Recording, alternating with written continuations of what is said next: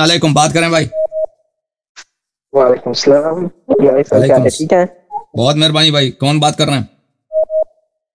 جی وسیم حسن بات کر رہا ہوں۔ پچھلے 3 ہفتوں سے ٹرائی کر رہا تھا آپ سے بات کرنے کی، لیکن آج تو خوش قسمتی سے ہو ہی گئی ہے۔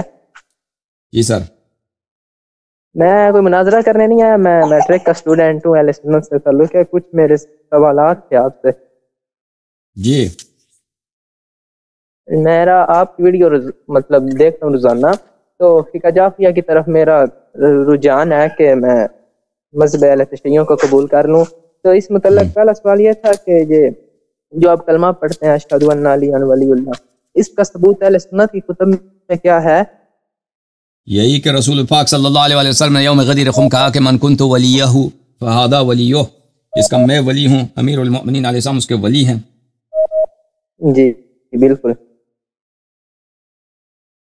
اچھا، تو ایک اور سوال یہ تھا کہ کیا یہ فقہ جعفری اور اہل تشیعوں میں کوئی فرق ہے یا ایک ہی بات ہے دونوں کی؟ نہیں، شیعہ اور یعنی فقہ جعفریہ کی اصطلاح ہے۔ فقہ جعفریہ جو پاکستان میں کافی مشہور ہوا ہے، فقہ جعفریہ جو ہے نا، وہ ٹی وی کی وجہ سے، وہ ٹی وی میں اذان کا ٹائم رکھتے ہیں نا، وہ کہتے ہیں فقہ جعفریہ اور فقہ حنفی، تو اس وجہ سے وہ مشہور ہوا ہے۔ وَإِلَّا مذہب جو ہے نا، مذہب ہمارا مذہب شیعہ مذہب ہے، اور یہ 12 اماموں کا مذہب ہے، اور ہمارے پاس جو احادیث روایات ہیں یہ 12 اماموں کے، یہ سب کے سب حجت ہیں۔ تو وہ ایک اصطلاح ہے جو صرف پاکستان میں زیادہ مشہور ہے، فقہ جعفریہ کہتے ہیں نا۔ وَإِلَّا جی ہاں، یہ مذہب جعفری ہے، اور یہ مہدوی بھی ہے، علوی بھی ہے، فاطمی بھی ہے، یہ محمدی بھی ہے، صلی اللہ علیہ وسلم، یہ 12 اماموں کا دین ہے، ٹھیک ہے نا۔ تو ایک سوال یہ تھا کہ میں نے اپنے ایک دوست سے کہا تھا کہ آپ لوگ اہل تشیعوں کی کتابوں کو کیوں نہیں مانتے؟ تو وہ کہتے ہیں کہ ان کے جو راوی ہے نا اور سند وغیرہ وہ آپ صلی اللہ علیہ وسلم سے جا کے ملتی ہی نہیں ہے۔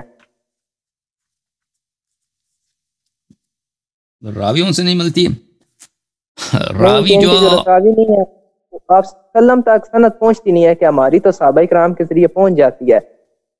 جی، تو آپ کے جو پہلی بات یہ ہے کہ رسول پاک صلی اللہ علیہ وسلم نے کہا کہ میرے بعد میری اہل بیت علیہ السلام کی اتباع کرو۔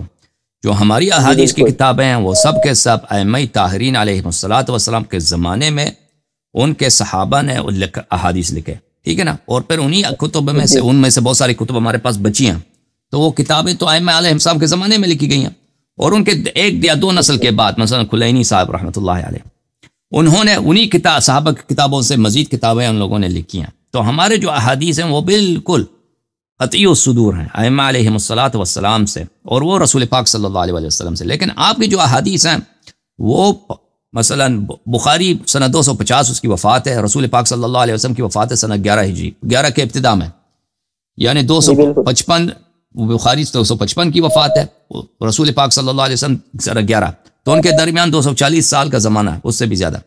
مسلم کے اور رسول پاک صلی اللہ علیہ وسلم کے درمیان 245 سال کا فاصلہ ہے، تو اس میں 6 واسطے، 7 واسطے، 8 واسطے آ جاتے ہیں، ٹھیک ہے نا، اور یہ سب اپنے حافظے سے نقل کرتے ہیں، اپنے میموری سے نقل کرتے ہیں، ہاں، تو اس میں ریلائبلٹی رہتی نہیں ہے۔ اب الگ بات ہے کہ ان میں سے بہت سارے جھوٹے ہیں یا متعصب ہیں، بہت ساری وہ اس باتوں کو چھیڑے بھی نا، تو سچے آدمی بھی جو ہے نا، ایک آدمی 30 سال کے بعد، 40 سال کے بعد کسی واقعے کو نقل کر رہا ہے اپنے حافظے سے، اور پھر اس سے جو آدمی سنتا ہے وہ اس نے صحیح سنا یا نہیں سنا، 40 سال کے بعد، 50 سال کے بعد نقل کر رہا ہے، اس طرح چلتے چلتے تاکہ 250 سال کے بعد آپ کو 5، 6، 7 واسطوں سے یہ حدیث ملے، تو اس میں وہ آپ دنیا کے کسی شخص کے پاس بھی جائیں نا، تو یہ کہیں گے کہ یہ سنی سنائی باتیں، یہ سنی سنائی باتیں، اس کا کوئی یہ ریلائبل نہیں ہے، یہ قابل اعتماد نہیں۔ قابل اعتماد کیا ہے؟ حدیث ہے، وہ حدیث جو انسان کو یقین ہو کہ پیغمبر نے کہا۔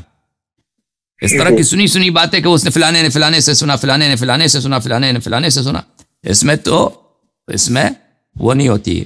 پھر آپ کے جو بڑے بڑے حفاظ تھے یہ سب خلفاء کے درباری تھے، اور وہ دربار والوں کے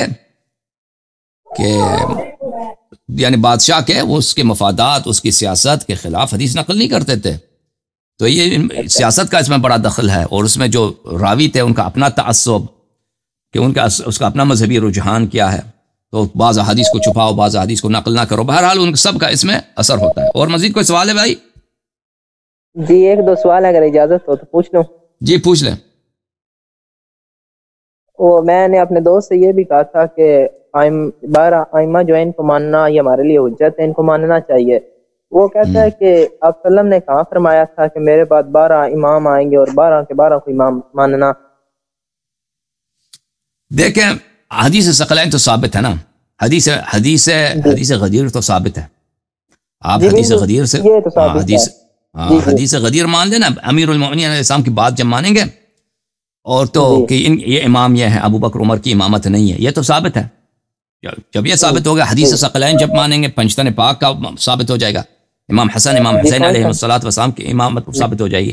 جب یہ مان لیا تو اس کے بعد ان کے پاس جب جائیں گے نا، امام علی علیہ السلام، امیر المؤمنین علیہ السلام، امام حسن امام حسین صلوات اللہ علیہما، ان کی روایات بہت زیادہ ہیں اور شیعہ کتب بری پڑی ہیں ان روایات، ان احادیث سے جن میں رسول پاک صلی اللہ علیہ وسلم نے فرمایا کہ میرے بعد 12 امام ہوں گے، ان کی آپ نے اتباع کرنی ہے. ٹھیک ہے، یہ بہت زیادہ ہیں. ہاں تو مخالفین کے کتب میں آپ بخاری کول یا مسلم کول ہیں، ان کے کتب میں نہیں ہے کہ 12 اماموں کے نام بتائیں آپ کو کہ یہ 12 امام کون ہیں. ٹھیک ہے، لیکن وہ کیونکہ وہ متعصب لوگ تھے، کیونکہ وہ پاگل تھوڑی تھے.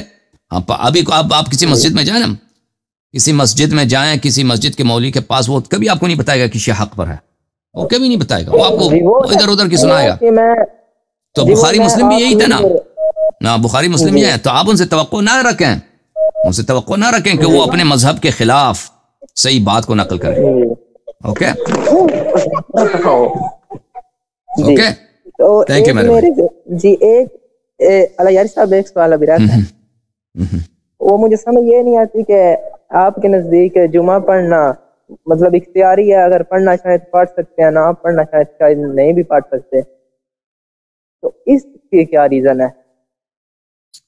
اس کی ریزن یہ ہے کہ یہ مسئلہ اختلافی، شیعہ علماء میں یہ مسئلہ اختلافی ہے. ٹھیک ہے، ویسے جمعہ واجب ہے، اس میں کوئی شک نہیں ہے، لیکن جمعہ کے شرائط میں کہ کیا اس کا جو امام جماعت ہے، جیسے رسول پاک صلی اللہ علیہ وسلم کے زمانے میں جتنے جمعہ کے امام تھے، جو لوگ جمعہ پڑھاتے تھے، وہ رسول پاک صلی اللہ علیہ وسلم نصب کرتے تھے، ان کی جانب سے معزون تھے. ایسے کوئی نہیں پڑھا سکتا تھا کہ میں آپ کو جمعہ پڑھا رہا ہوں. ٹھیک ہے نا، اس طرح نہیں تھا. جس علاقے میں بھی جمعہ ہوتا تھا، اس علاقے میں رسول پاک صلی اللہ علیہ وسلم کے وکیل ہوتے تھے، نمائندے ہوتے تھے، وہی پڑھاتے تھے. اب امیر المؤمنین علیہ السلام کے زمانے میں یہی تھا کہ ہر ایک نہیں تھا کہ جو بھی شخص اٹھے میں نماز پڑھا رہا ہوں جمعہ. تو جمعہ پڑھنا واجب ہے، لیکن اس کی امام جماعت کے متعلق یہاں پہ اختلاف ہے کہ کیا اس کی امام جماعت کو ضروری ہے کہ وہ امام معصوم کی جانب سے منسوب ہو. اگر امام معصوم کی جانب سے منسوب ہے تو بلا شک بلا ریب وہ پڑھنا واجب ہے، اس کے پیچھے آپشنل نہیں ہے، پڑھنا واجب ہے. اگر یہ منسوب نہیں ہے تو پھر اس میں یہ اشکال ہے کہ کیسے پڑھ سکتے ہیں اس کے پیچھے. ٹھیک ہے نا. جی ایران عراق میں چلے اہل سنت تو سارے ہی پڑھتے ہیں، ایران عراق میں بھی غالباً پاکستان میں کچھ اہل تشیع پڑھتے ہیں، تو کیا وہ امام کی وہ تو سیاست والے ہیں نا، مولوی تو کبھی اپنے وہ نہیں چھوڑے گا نا. وہ مولوی وہ سیاست والے ہیں، وہ سیاست کی وجہ سے بھی پڑھتے ہیں کیونکہ ان کو ضرورت ہوتی ہے ایک پلیٹ فارم کی کہ لوگ جمعہ کے دن جمع ہو جائیں. تو اس میں ان کو پرواہ نہیں ہوتی ہے. ہمارے جو مولوی ہیں، جو سیاست والے مولوی، ان کو پرواہ نہیں ہے کہ حدیث میں کیا لکھا ہے. وہ یہ دیکھتے ہیں کہ بھئی وہ ایران کہ ان کی مفادات کس بات میں ہے. تو اس طرح نہیں ہے کہ سب مولوی، سب عالم دین. اچھا ایک آخری سوال یہ ہے کہ انجینئر